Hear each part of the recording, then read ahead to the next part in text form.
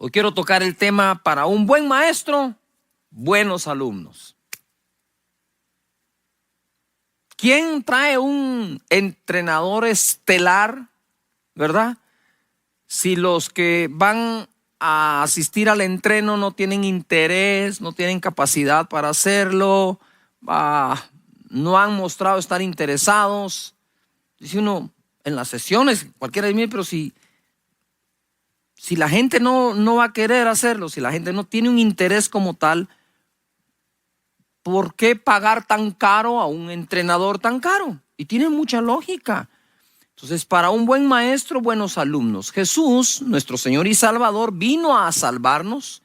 Él es el Cordero de Dios que quita el pecado del mundo. Pero entre otras cosas vino a enseñarnos también, como un buen maestro. Si Él es un buen maestro, tú y yo seamos buenos alumnos para Él. Los traumas que podamos tener causados durante nuestro proceso de aprendizaje y estudios, solemos nosotros traerlos delante de nuestro Señor como maestro. ¿Cómo así? ¿Se recuerdan? Acabo de enseñar acerca de Nicodemo. Nicodemo hizo una pregunta a Jesús y le dijo: ¿puede acaso el hombre siendo viejo volver a nacer o volver a entrar en el vientre de su madre? Si esa pregunta la hubieran hecho en clase de regreso, en una clase de nosotros, le hubieran dado durísimo a Nicodemo. Pero ¿qué ocurre si nosotros tenemos traumas y no nos atrevemos a tener una conversación para aprender? Nicodemo, cuando Jesús le dijo, es necesario que nazcas de nuevo, él le pregunta a Jesús, ¿verdad? ¿Acaso el hombre siendo viejo puede volver a nacer o meterse en el vientre de su madre? ¡Wow! ¡Qué pregunta! Pero eso me revela que Nicodemo no tenía ningún trauma. Seguramente él era de los niños que preguntaba en su casa y sus padres no le reprimían cada vez que éste preguntaba algo, ¿verdad? O uno hace una pregunta y le dicen a uno, obvio. Y dice uno, bueno, la próxima vez no pregunto, ¿verdad? Entonces es importante que nosotros, y por favor, pongan la atención, esto pareciera muy light, pero no es light, es muy profundo. Porque si yo tengo ese tipo de traumas desde niño o de joven, que soy avergonzado cuando pregunto, o me avergonzaron una vez que pregunté y no quiero volver a preguntar, ¿podría traer eso al pupitre del aula de mi Señor Jesús? Seguramente. Esas cosas, las de nuestro carácter mal formado a veces, las llevamos delante del Señor como nuestro profesor, nuestro catedrático, nuestro rabón y nuestro maestro, y nos bloquea realmente en nuestro proceso de aprendizaje de Jesús. Yo quiero ser un alumno de Jesús. No soy el mejor alumno, pero quiero ser un alumno de Él. Si queremos ser buenos alumnos, hay varias cosas que debemos dominar, ¿verdad? Debemos dominar.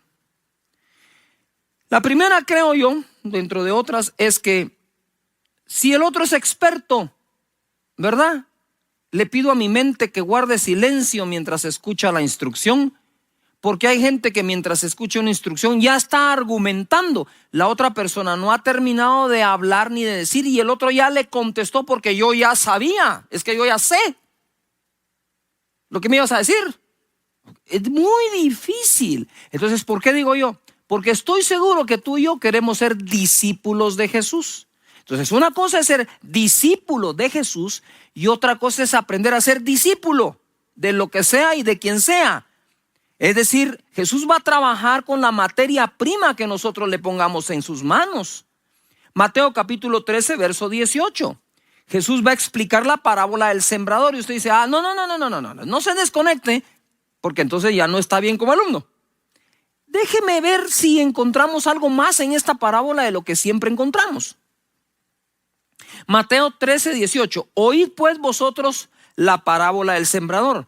Oíd pues vosotros la parábola del sembrador. Oíd pues, oíd. Pero si no ya la habían oído.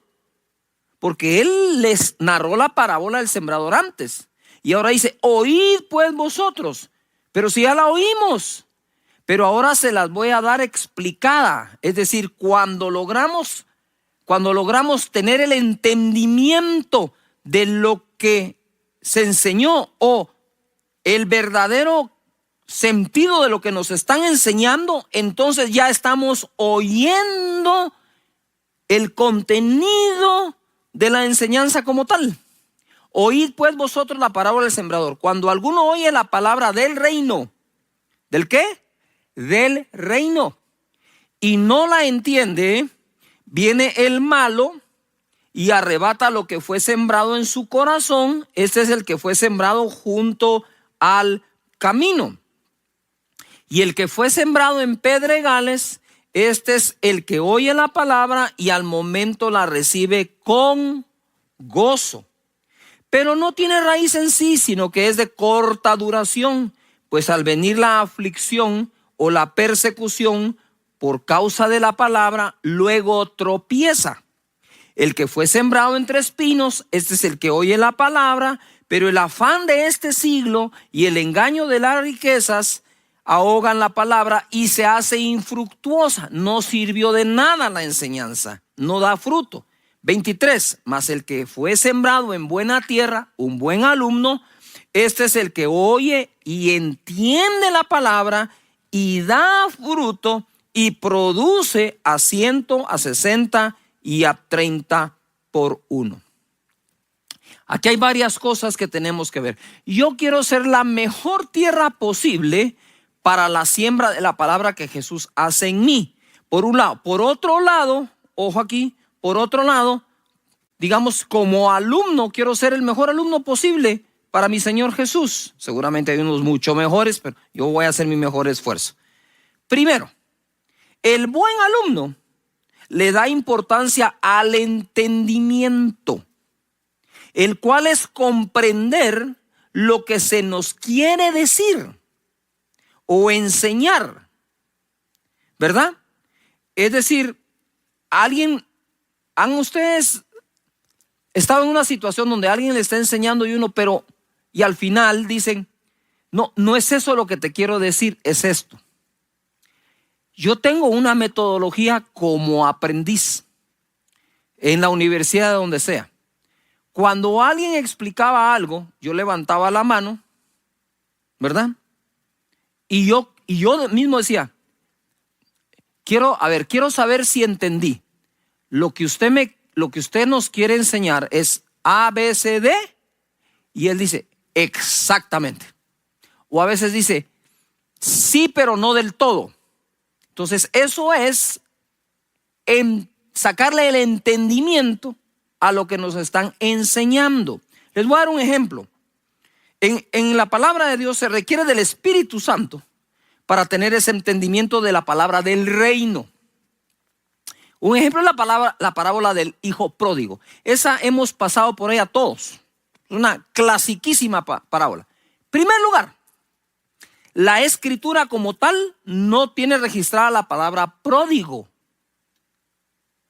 Parábola del hijo pródigo es un título que el que diagramó y estructuró para imprimir esa Biblia, en esa versión le puso parábola del hijo pródigo. Pero como la parábola narra de un hijo que se va y luego regresa, todos, ¿verdad? La mayoría hemos llegado a pensar que un hijo pródigo es el que se va y luego regresa. Entonces, cuando una persona incluso se va de la iglesia y regresa, los hermanos dicen, ya regresó el hijo pródigo. No, allá entendimos mal. Y entonces le damos una importancia a la parábola, aunque la tiene, por encima de la verdadera enseñanza o la enseñanza principal de esta. Pródigo es aquel que malgasta. Aún a veces malgasta su generosidad. Eso está definido. Entonces, el que la diagramó sí entendió la parábola. Se trata del joven que fue y malgastó sus bienes viviendo perdidamente. Una cosa es vivir perdidamente sin malgastar bienes. Otra cosa es malgastar bienes sin vivir perdidamente, pero aparte de vivir perdidamente, malgastó los bienes. Pero si alguien le puso parábola al hijo pródigo, pródigo es el que malgasta los bienes. Entonces de esa parábola puede sacar que no hay que vivir perdidamente, pero realmente su problema fue el malgasto, porque la solución que él buscaba era encontrar un trabajo para tener que comer, ¿verdad? No habló de lo mal que estaba viviendo. Eso lo fue a corregir después con el padre. Y cuando regresa le dice: hazme uno de tus jornaleros. ¿Por qué? Simplemente porque él era un hijo que no sabía trabajar. Y al no saber trabajar no hay herencia que aguante. Se va a acabar.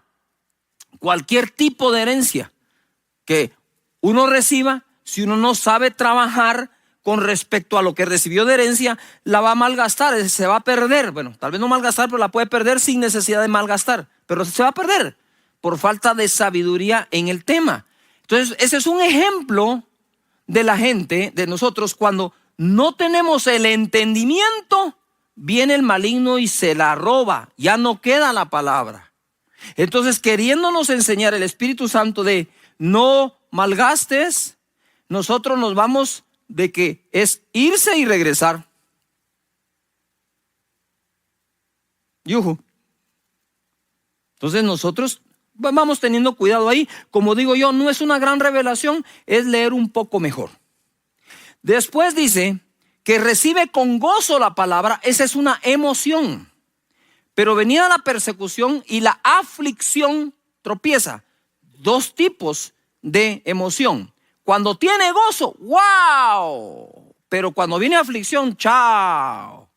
Entonces el buen alumno maneja el entendimiento. El buen alumno maneja correctamente las emociones que le pueden ayudar o impedir a adquirir el conocimiento de parte de nuestro Maestro, el Señor Jesucristo. Entonces, cuando las emociones están muy altas, tienen mucha espuma. Entonces es importante. Lo hacen los deportistas. Los mejores deportistas profesionales del mundo tienen una cosa en común: fortaleza mental, seguridad en ellos mismos, que a veces parece hasta arrogancia. Y la tercera, ellos tienen un dominio de las emociones. Como dicen los amigos en broma, ponen cara de jugador de póker. Les hacen un punto y demuestran como que no se los hicieron. Hacen un punto y demuestran como que... Y se mantienen, digo yo. ¡Ay, qué manera de mantener esas emociones donde deben para poder competir! Así que el buen alumno le pone atención a todas estas cosas. Jesús contó 46 parábolas en 3 años. Oseas capítulo 4 verso 6. Mi pueblo fue destruido porque le faltó conocimiento. Por cuanto desechaste el conocimiento, yo te echaré del sacerdocio, y porque olvidaste la ley de tu Dios, también yo me olvidaré de tus hijos. El conocimiento para Dios es tan importante que le dice al pueblo del Señor: mi pueblo pereció por falta de conocimiento, no por falta de emociones ni gritos de júbilo. ¿Por falta de qué? Conocimiento. Y luego dice: por cuanto desechaste el conocimiento, yo te echaré del sacerdocio. Es tan importante el conocimiento que el Señor condiciona al sacerdote al conocimiento. Si tú desechas el conocimiento, no hay sacerdocio. ¡Wow! ¿Qué es lo que quiero decir? Le puse pie aquí a algo para hacerte saber que el conocimiento para Dios es súper importante. Su espíritu, el espíritu de conocimiento, de sabiduría, de entendimiento. Conocimiento, definámoslo, es la acumulación de información acerca de algo. Por eso te dicen: ¿y usted qué tanto conoce de esto? Y usted puede decir: bueno, he leído 16 libros del tema, tengo esta experiencia, en la experiencia adquirí este conocimiento, yo sé que... muy bien.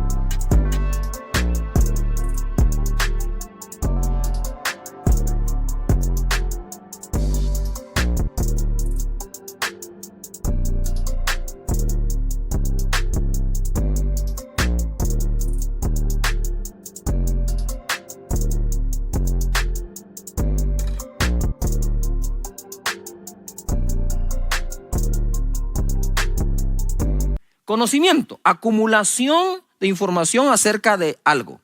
Sabiduría es la correcta aplicación del conocimiento. Es decir, ¿quién es el sabio? El que sabe aplicar el conocimiento que ha adquirido. Ahora, si no adquiero conocimiento, no tengo nada que aplicar.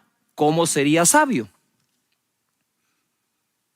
Si la sabiduría es la aplicación correcta de la aplicación o la aplicación correcta del conocimiento. Ahora, entendimiento es saber el por qué y el para qué del conocimiento. Jesús manejaba estas tres buenísimo. Él nos da conocimiento, nos abre el entendimiento. Una escritura importantísima es: tenemos la mente de Cristo. Ahora nos falta el conocimiento que tenía Cristo, la sabiduría de Cristo, el entendimiento de Cristo.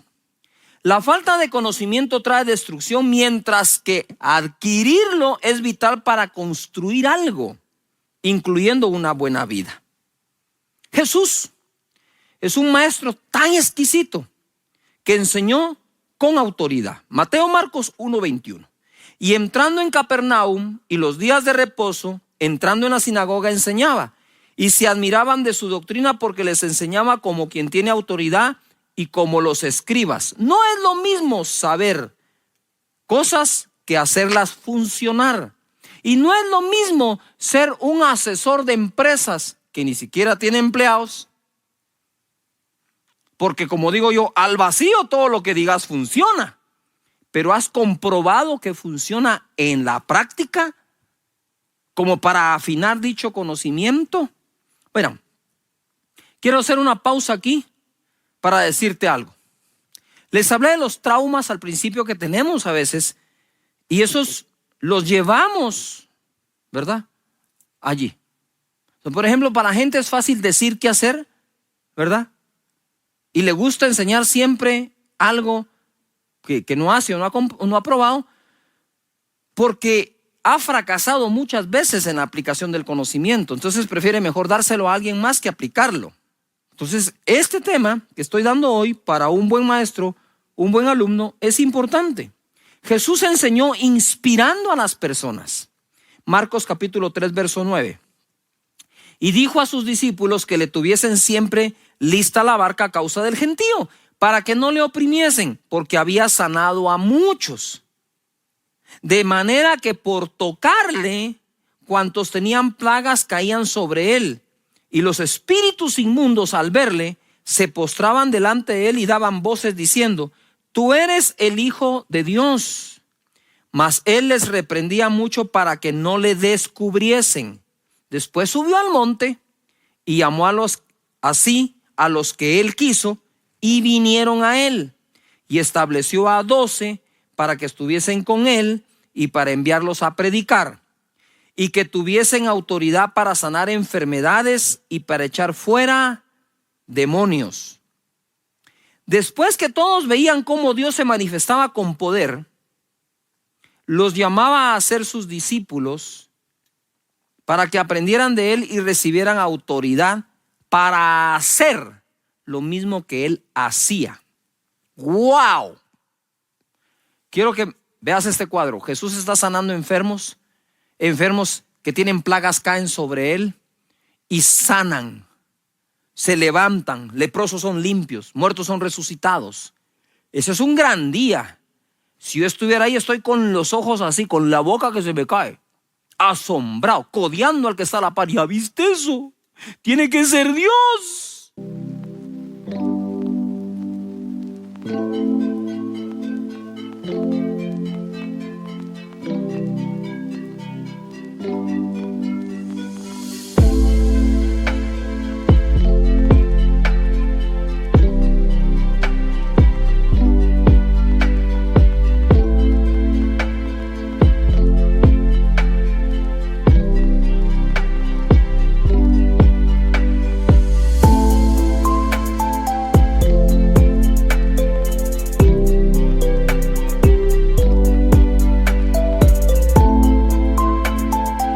Y de repente pasa Jesús y te dice: hey, tú,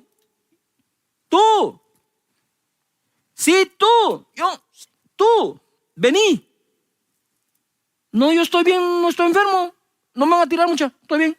No, quiero que vengas a pasar un tiempo conmigo, porque te voy a enseñar y además te voy a dar autoridad para sanar enfermos. En ese momento, ¡pum! El recuerdo de lo que acabas de vivir acá mañana viene. Enfermos. Ven, yo te voy a enseñar cómo. Que vengas, te digo, ¿querés aprender o no? Sí, ahorita voy, ya voy, sí, seguro. Jesús enseñaba inspirando, ojo acá, y Jesús daba enseñanzas que eran aspiracionales también. Aspiracional. Yo quisiera, yo quiero, me gustaría tanto. Y de pronto Jesús te dice, yo te puedo enseñar también. Wow. Yo quiero orar por ustedes y bendecirlos en esta oportunidad. Padre, muchas gracias por este tiempo lindo que me has dado. Que cada uno de nosotros desarrollemos, Señor, un mayor aprendizaje y conocimiento de parte de nuestro Maestro Jesús, que es nuestro Salvador y Señor, pero además es Maestro también. Muchas gracias en el nombre de Jesús. Te pido que bendigas a cada persona, que no les falte trabajo, Señor, y que todos los sueños que tienen espirituales, mentales, físicos y materiales se lleguen a cumplir, pero tomados de tu mano, tomados de tu reinado y tomados de tu palabra. En el nombre de Jesús, muchas gracias, Señor. Amén.